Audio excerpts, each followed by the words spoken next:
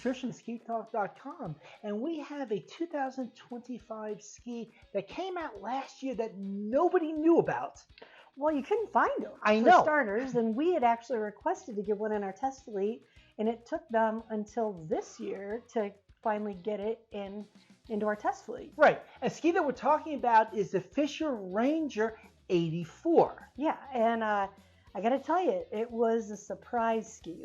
I'll call it my sleeper ski. Yep. I've been a fan of a few of the Fischer Rangers over the years. I was on the Fischer Ranger 90 quite a bit last year, the 96, the 102. I spent quite a bit of time on those over the past several renditions of the skis.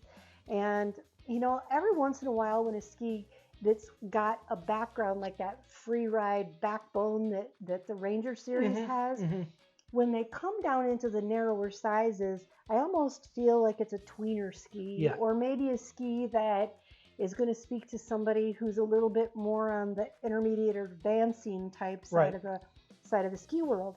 But I got off the chairlift at Mount Rose and I made my way down through the top of Northwest Lift, and you stopped just before the next section of the run and said, "So what did you think?" And I went, "I think this is my favorite Ranger ever."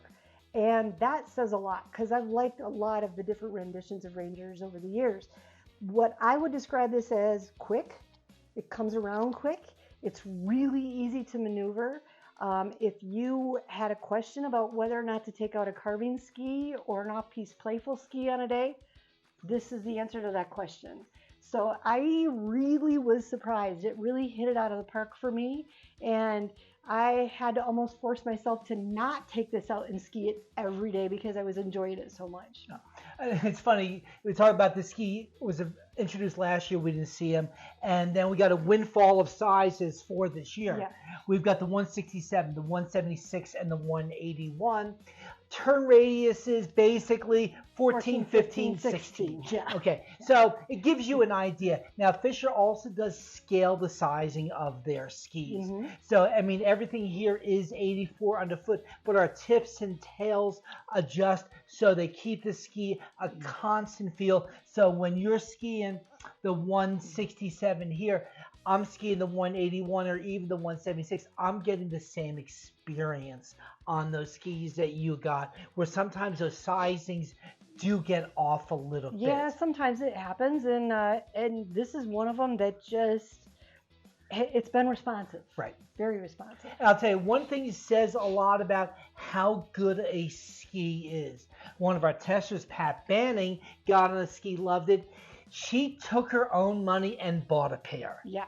And she could have borrowed this from us any day. Exactly. But she said, "No, I want it. I want to own it." And since she got on that ski, her other skis that were in her quiver have been sitting idle collecting dust in the garage. Yep. No, so they did a really good job with this collection. Again, a ski that is a little bit off the radar because it is on the entry level of that size, but by no means is it an entry level ski. It is not. It is not.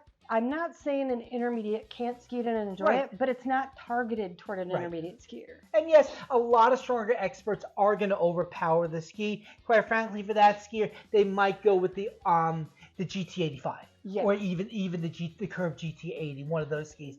But if you're looking for versatility in a ski, you've got this ski in spades. I mean, you got Black Like My Soul in two different colorways here, and we've got the teal, the bluish green teal with the purple accents that gives you some brightness to it. Sizing of the colors are a little bit off there. This one is not available in the longest length. The black is not available in the shortest length, but in those mid sizes, you've got the option of two sizes, and it's just a cosmetic difference depending on which one you want. Well, and to give you an example too, you were talking about a bigger, stronger skier maybe overpowering it. An example is one of our members, UGA Ski Dog on our site, was out here visiting with his daughter, and she had a lot of race training when she was younger. She got on the ski and said, "Wow, this ski is really fun and playful," and she enjoyed it. The next day we took her out and we put her on the Curve GT80, and when she got on the Curve 80, she said, this is more my jam. So that was where that race-derived, that powerful skier comes in, where she thought this was fun and playful and she enjoyed it. She swung the pendulum and went to the curve. She gravitated towards that other ski. Yeah. And the other question that we do get brought to us on the site is, what's a ski that's good in the bumps? And that's what we've got here, is a ski that really adapts very well to if you want a ski that's going to hold your hand as you're progressing through the moguls, because we do have some nice gradual rise here to tip, so it comes up that mogul really nice and easy. A little bit of rise in the tail, so it releases out of that turn. So you've got a ski, like I said, that's going to hold your hand in the bumps as you progress. Well, and this was absolutely my favorite mogul ski this year. Like, if you said we're going to go someplace and ski moguls all day long, this is the ski I wanted. No, you're absolutely right. I mean, this is a fun ski, because in the end, skiing is fun. Hi everybody, Deb Armstrong here, and remember, skiing is fun! To read the full review of this ski, please go to SkiTalk.com and click on the review tab. Please also hit the like button and subscribe to our YouTube channel to see more reviews and other ski-related content, and add thoughts in the comment section below. Of course, follow SkiTalk.com on all of our social media channels. No scenes from Hot Dog the Movie were quoted during the production of this video.